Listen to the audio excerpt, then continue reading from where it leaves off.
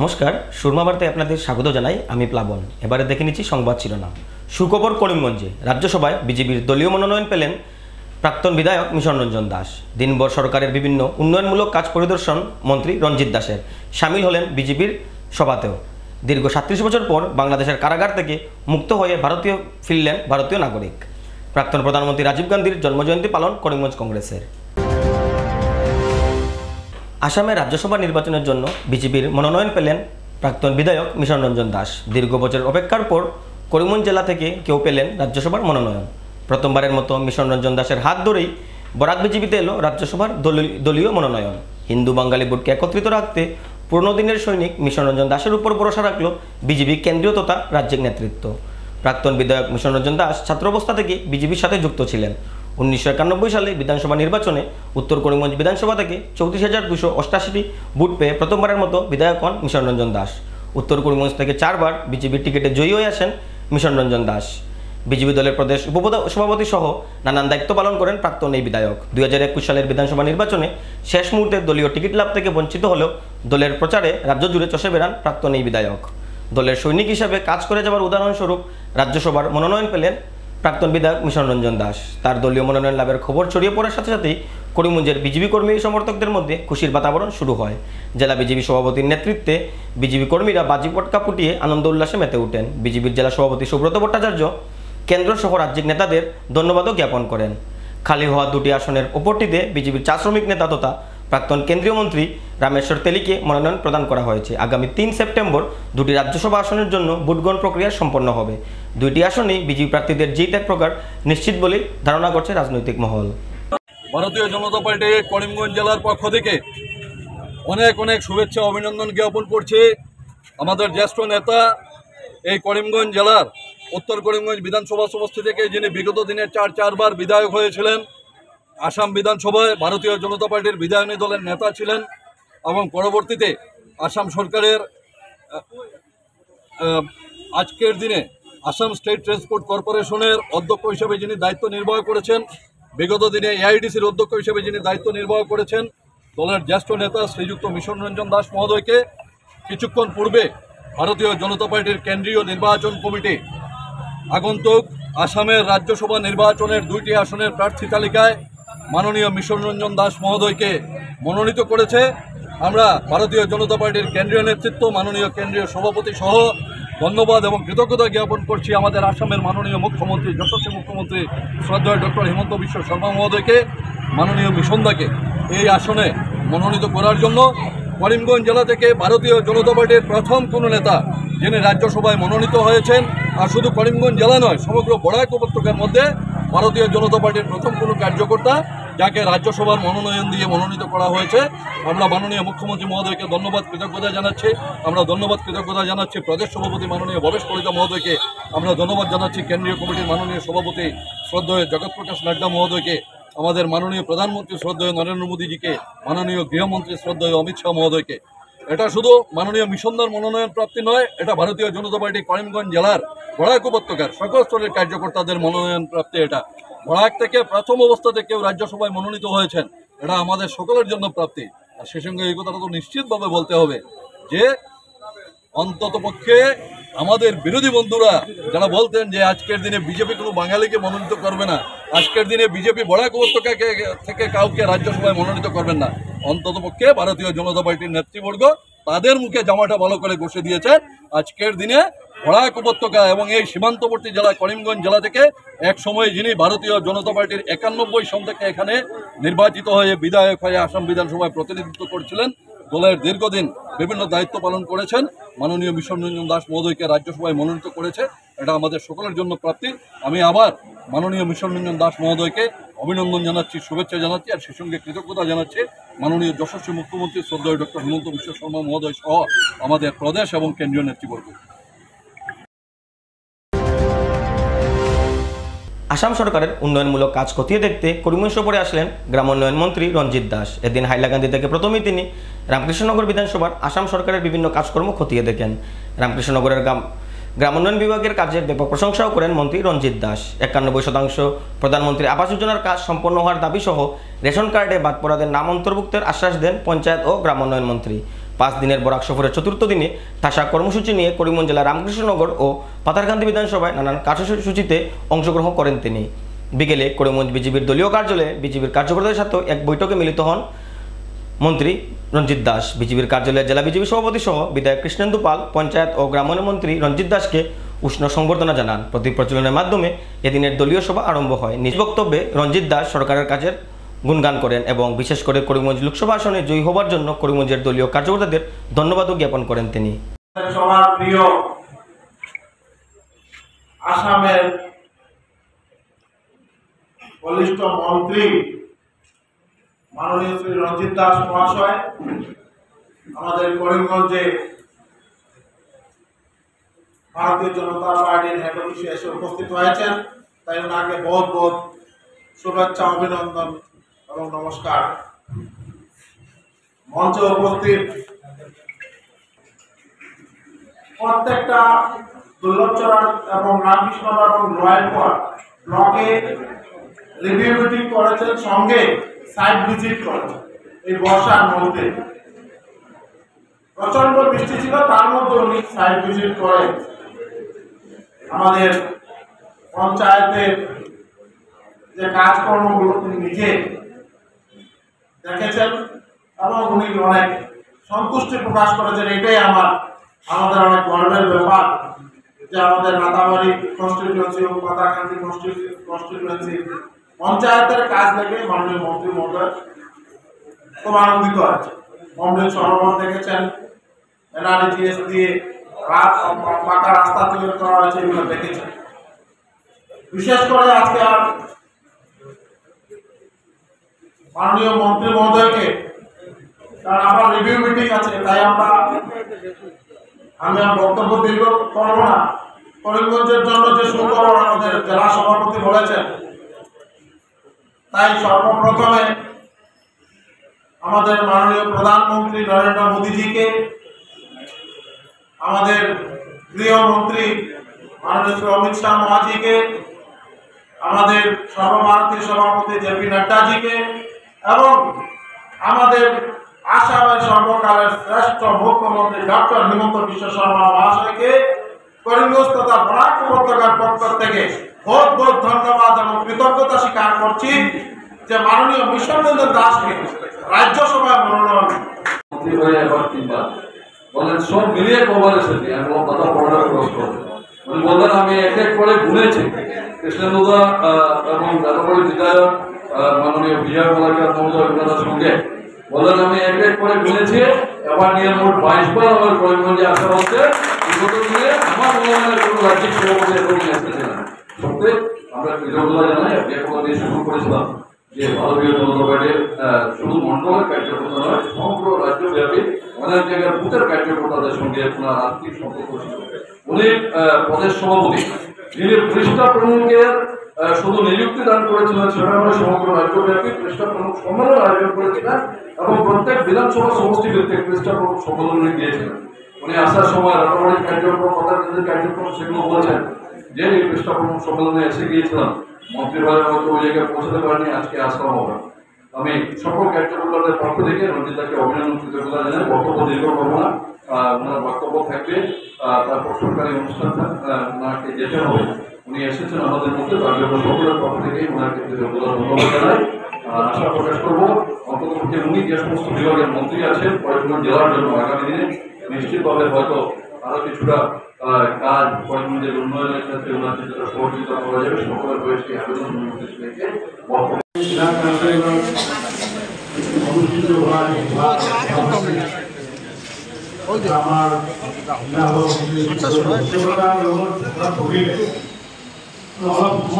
ঘুরিলে বৰ ভাল পাওঁ। আজি এনেকুৱা এটা হ'ল যে আমাৰ যিটো চিডুল বনালে, চিডুলটো আগতীয়াকৈ বনায়।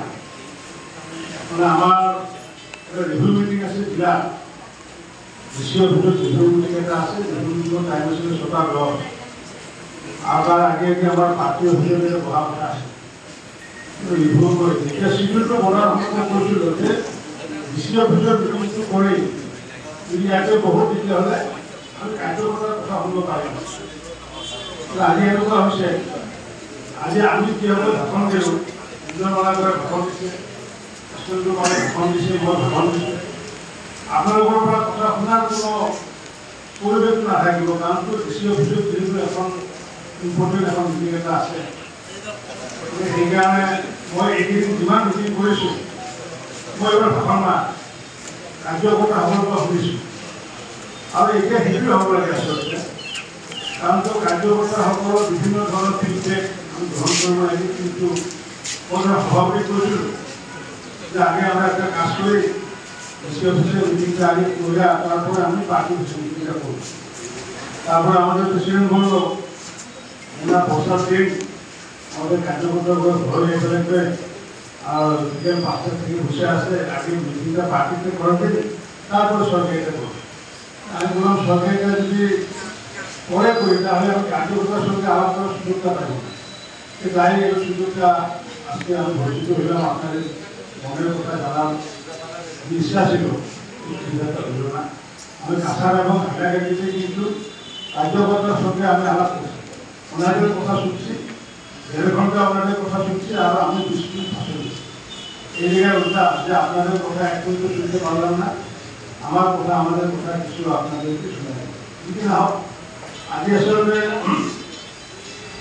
আজি আমার এখানে করিমগঞ্জের গান, আজি এটা আসলে ভোটর দিন, আর সেই ভোটর দিন মই আজি 5 দিন 6 দিন আগতে, কারণ এবার আমার বরাক ভ্যালি যা আমার সফর 5 দিনের সফর, আজকে 7 দিন হইল, কালকে আবার শিলচরে প্রোগ্রাম রয়েছে।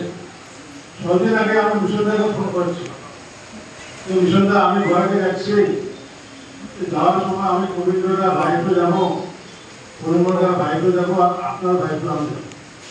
তখন আপনি আমার মিশনদা বললো যে আমি তো বাইকে নেই।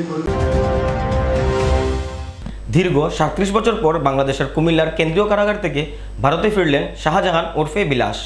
1988 সালের শেষের দিকে ত্রিপুরার সোনামুড়া দুর্গাপুরের বাসিন্দা শাহজাহান বাংলাদেশে আত্মীয়র বাড়িতে গিয়ে সেই দেশের পুলিশের হাতে ধরা পড়েন।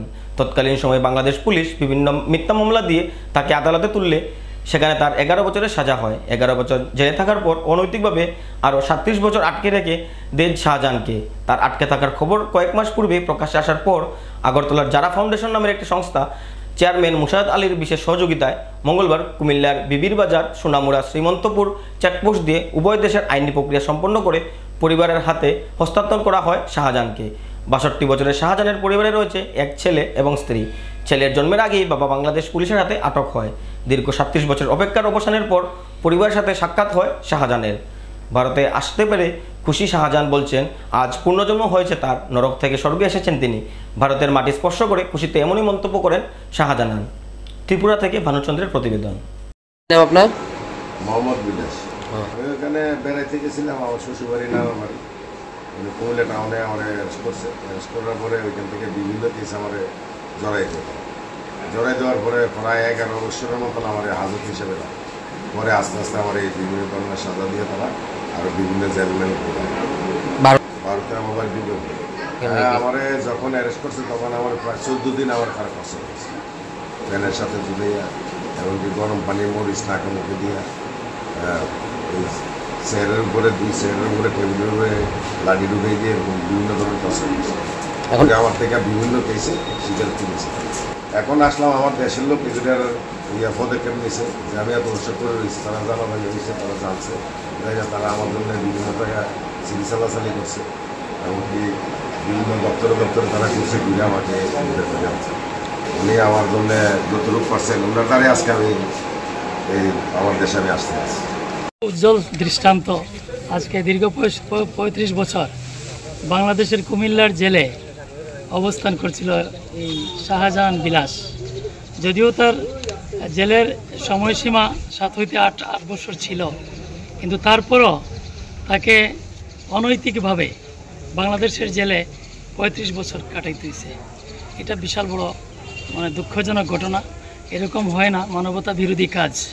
তো কাজেই এরকম বাংলাদেশের জেলে অসংখ্য আমাদের ভারতীয় বন্দী রয়েছেন। এদেরকে অনতি বিলম্বে এদেরকে ব্যবস্থা করে দেশে ফিরিয়ে আনার প্রয়াস চালানো দরকার, এবং আমাদের দেশের মাননীয় প্রধানমন্ত্রীকেও এই ব্যাপারে ধন্যবাদ জানাচ্ছি। আজকের এই বিলাস এই ত্রিপুরা রাজ্যে পদার্পণ করার পর এবং ত্রিপুরা রাজ্যের বিভিন্ন প্রশাসনিক কর্মকর্তা যারা সহযোগিতা করেছেন তাদেরকে আমি আন্তরিক অভিনন্দন।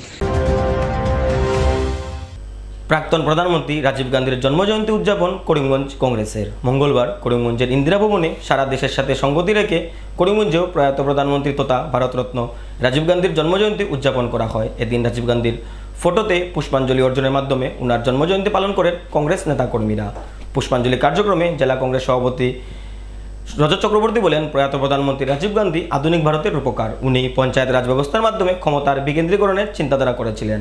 বরাকের একমাত্র বিশ্ববিদ্যালয় আসাম বিশ্ববিদ্যালয় স্থাপনের পিছনেও প্রয়াত প্রধানমন্ত্রী রাজীব গান্ধীর অবদান অপরিসীম। এদিকে এদিন প্রদেশ কংগ্রেস থেকে করিমগঞ্জ জেলা কংগ্রেসের নিযুক্তপ্রাপ্ত মহিলা কংগ্রেসের সভাপতি বিউটি বেগম চৌধুরীকে দায়িত্বভার সমঝে দেন জেলা কংগ্রেস সভাপতি রজত চক্রবর্তী। বিউটি বেগম চৌধুরীর নেতৃত্বে করিমগঞ্জ জেলায় মহিলা কংগ্রেস আরও শক্তিশালী হবে বলে মত ব্যক্ত করেন জেলা কংগ্রেস সভাপতি রজত চক্রবর্তী সহ অন্যান্যরা।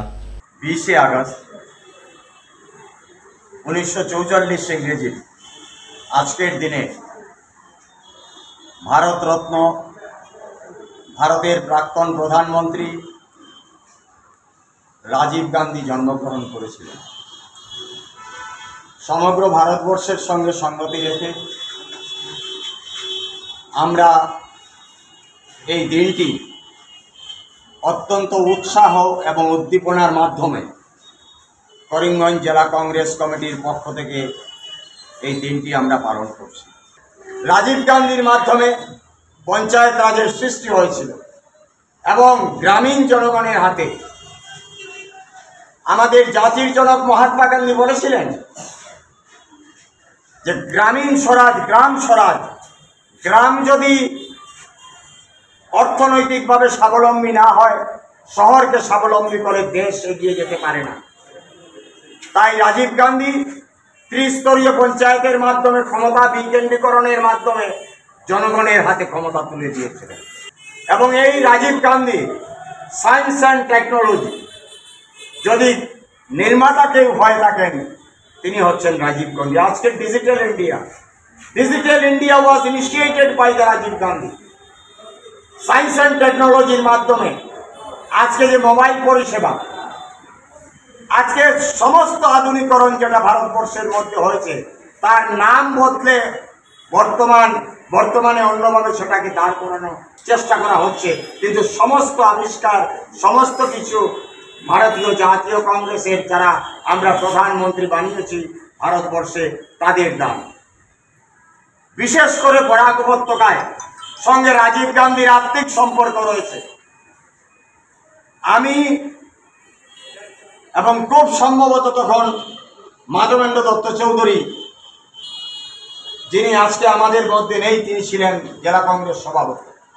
সন্তোষ মোহন দেব কেন্দ্রীয় মন্ত্রী ছিলেন এবং রাজীব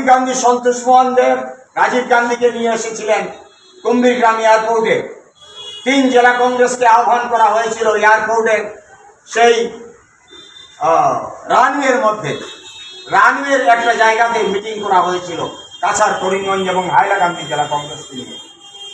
राजीव गांधी नेमेही बोलेছিলেন कि मैं यहाँ से वापस जाने के बाद मेरा पहला काम होगा कि इस बराक की छात्रों की जो मांग है सेंट्रल यूनिवर्सिटी को लेके ये मांग मैं पूरी करूंगा। এবং রাজীব গান্ধী গিয়ে উনার মাধ্যমে উনি প্রথম এই কেন্দ্রীয় বিশ্ববিদ্যালয়ের বিল পাস করেছিলেন দিল্লিতে পার্লামেন্টে। তাই আজকের দিনে আমরা যারা কংগ্রেস করি, বিশেষ করে কংগ্রেস পরিবারের আমরা যারা সদস্য, আমরা মনে করি যে ভারতীয় জাতীয় কংগ্রেস 140 বছর হয়েছে তার বয়স এবং এই 140 বছর সম্পূর্ণ যৌবন নিয়ে এখনো ভারতবর্ষের মধ্যে দাঁড়িয়ে আছে ভারতীয় জাতীয় কংগ্রেস। এবং রাহুল গান্ধীর নেতৃত্বে আজকে ভারতবর্ষে আমরা ভারতীয় জাতীয় কংগ্রেস সম্পূর্ণ তৈরি আছি। 2014 থেকে এখন পর্যন্ত কেন্দ্র এবং রাজ্যে যে সরকার অধিষ্ঠিত রয়েছে, বিভিন্নভাবে ভারতবর্ষের মধ্যে জাতিতে জাতিতে ধর্মে ধর্মে ভাষায় ভাষায় আজকে বিভেদ সৃষ্টি করানোর চেষ্টা করা হচ্ছে। এর মোকাবিলা করার জন্য রাহুল গান্ধীর নেতৃত্বে এইবার ভারতবর্ষের জনগণ অগণিত জনগণ রাহুল গান্ধীকে বিরোধী নেতা হিসাবে প্রতিষ্ঠিত করেছে। বিশেষ করে আমি প্রথমেই আজকে নবনির্বাচিত মহিলা সভানেত্রী শ্রী বেগম উনাকে আমি আমার অন্তরের অন্তঃস্থল থেকে শুভেচ্ছা জানাচ্ছি।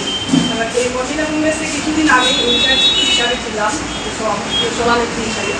আজকে ওনাকে আনুষ্ঠানিকভাবে মাননীয় সভাপতি মহোদয় ওনাকে আজকে ওনার কপি প্রদান করছেন এবং আজকের এই রাজীব গান্ধী এই নারী ন্যায় এবং সম্মান সমানু এবং এই অনুষ্ঠানটি আজকে আমাদের সাফল্যমণ্ডিত করে তোলার জন্য সবাইকে আমি কিছু সময় ধৈর্য ধরে শ্রদ্ধার সঙ্গে ওনাকে আমরা আজকে সবাই স্মরণ করছি এবং উনি বিগত দিনে যে কথাগুলো বলে গিয়েছিলেন আমি সেই কথাগুলো দুই একটি কথা চক্রবর্তী মহাশয় সম্মানিত জেলা কংগ্রেস সভাপতি অতি প্রাঞ্জল ভাষায় বিস্তারিতভাবে আলোচনা করেছেন। আমি শুধু দুই একটি কথা আপনাদের সম্মুখে তুলে ধরব যে উনি যখন ভারতবর্ষের প্রধানমন্ত্রী ছিলেন তখন আমরা স্টুডেন্ট ছিলাম। ওনাকে একবার দেখার সৌভাগ্য হয়েছিল গুয়াহাটি এয়ারপোর্টের ভিআইপি রুমে। তখন আমরা ছোট ছিলাম, কলেজে পড়াশোনা করছি। এই লোকটা যখন এয়ারপোর্টে ফ্লাইট থেকে নেমে হেঁটে হেঁটে যখন ভিআইপি রুমে আসছিল এরকম লাগছিল। তখন রাত্রি প্রায় 7:30টা। সন্তোষমোহন দেবও সঙ্গে ছিলেন। একটা টর্চের আলোর মতন একটা আলোক এসে ভিআইপি রুমে ঢুকলো। দেখতে শুনতে একটা আলাদা ব্যক্তিত্ব ছিলেন তিনি। যে ব্যক্তি চেয়েছিলেন ভারতবর্ষকে উন্নত রাষ্ট্র হিসেবে গড়ে তোলার জন্য, যে ব্যক্তি দিয়েছিলেন পঞ্চায়েত রাজ থেকে শুরু করে কম্পিউটারাইজ থেকে শুরু করে সবকিছু উনার মাধ্যমে ভারতবর্ষে এসেছিল। 33% মহিলা রিজার্ভেশনের জন্য যদি কেউ লড়াই করেছিল সেই সময় সেই প্রয়াত নেতা রাজীব গান্ধী সেই নেতৃত্ব দিয়েছিলেন। তিনি উপলব্ধ করেছিলেন যে মহিলারা যদি আমার দেশের মহিলারা যদি এগিয়ে না আসে তাহলে এই দেশ এগাবে না। তাই তিনি সেই সময় 33% মহিলা রিজার্ভেশনের কথা সেই সময় তিনি চিন্তা করেছিলেন। এবারে নিয়ে নিচ্ছি বিজ্ঞাপন বিরতি। ফিরে আসছি বিরতির পর, সঙ্গে থাকুন।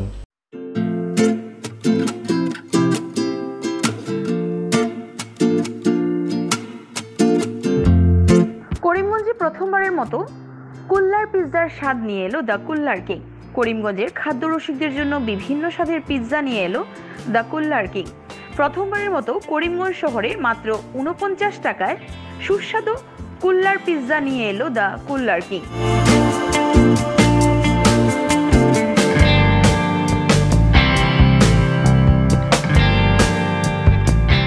আমাদের এখানে এছাড়াও পেয়ে যাবেন রোল, এগ রোল, পনির রোল। শহরবাসীদের সুবিধার্থে থাকছে হোম ডেলিভারিরও সুবিধা।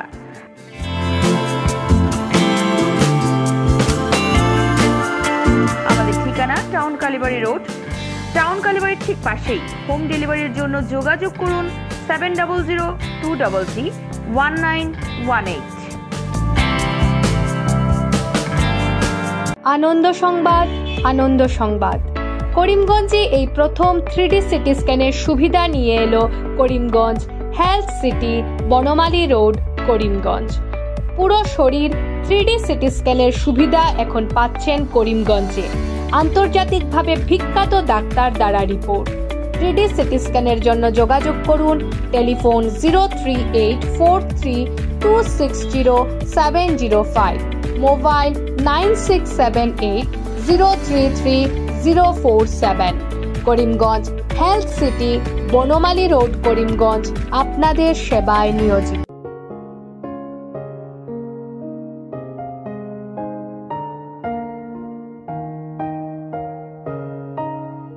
চিকিৎসা সেবায় নতুনত্ব নিয়ে হাজির নিউ লাইফলাইন হাসপাতাল। অত্যাধুনিক প্রযুক্তিতে এখানে pinhole surgery, gallbladder, appendix surgery করা হয়। শিলচর মেডিকেল কলেজের সার্জারি বিভাগের অতিরিক্ত প্রফেসর ডক্টর RC শ্যাম সার্জারিগুলি করবেন। তাছাড়া তিনি প্রতি শনিবার বিকেল 3টে থেকে OPD-তে রোগী দেখবেন। রয়েছেন শিশুরোগ বিশেষজ্ঞ ডক্টর গুলজার হোসেনও।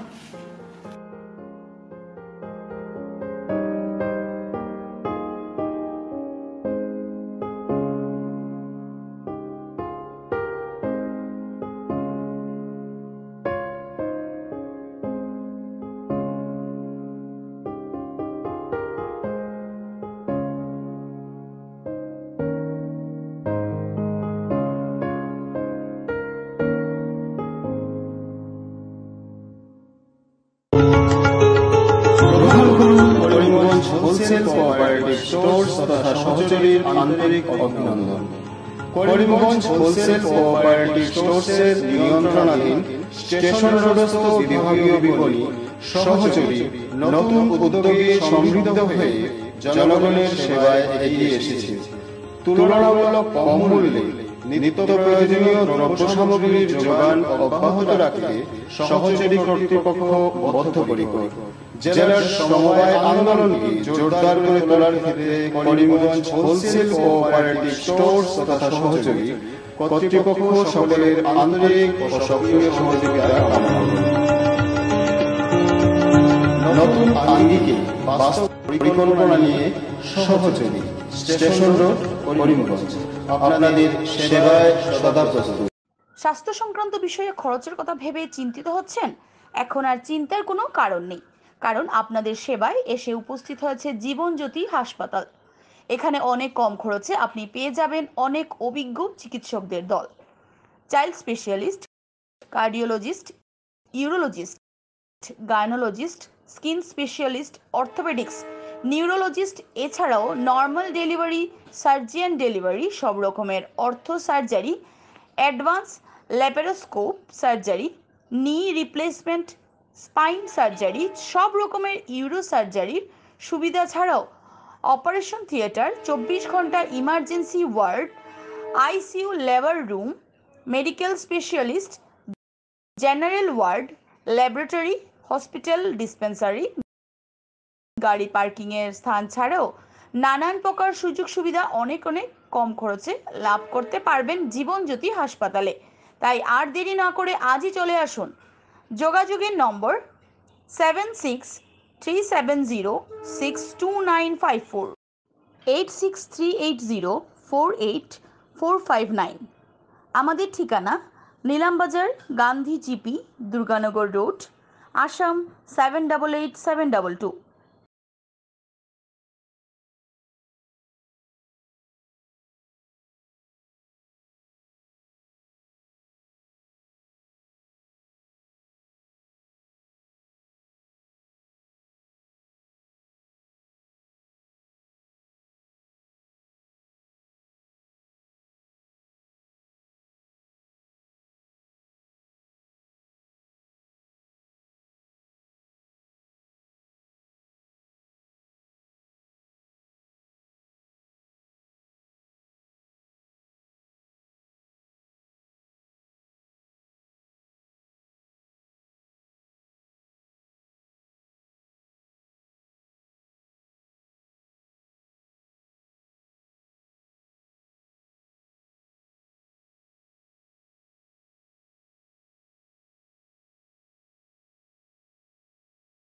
আনন্দ সংবাদ, আনন্দ সংবাদ, আনন্দ সংবাদ। হিরো মোটোকপের নানা বাইকের সম্ভার নিয়ে করিমগঞ্জে এসে উপস্থিত হলো রয়্যাল আর্টস হিরো শোরুম। আমাদের রয়্যাল আর্টস হিরো শোরুমে উন্নত প্রযুক্তির ও দুর্দান্ত মাইলেজের সুপার স্প্লেন্ডারের সব মডেলের bike, Glamour Xtec drum, Glamour classic ডিক্স, কারিজমা এক্সেমার, প্যাশন প্লাস, এছাড়াও হার্লে ডেভিডসনের বাইকও পাওয়া যাচ্ছে আমাদের শোরুমে। তাই আর দেরি না করে আপনার মন পছন্দের বাইক নিয়ে যেতে আজই চলে আসুন রয়্যাল আর্টস হিরো শোরুমে। আমাদের ঠিকানা শিলচর রোড, এলেংজুরি, করিমগঞ্জ। পিন নম্বর 788713। যোগাযোগের নম্বর 7086896920।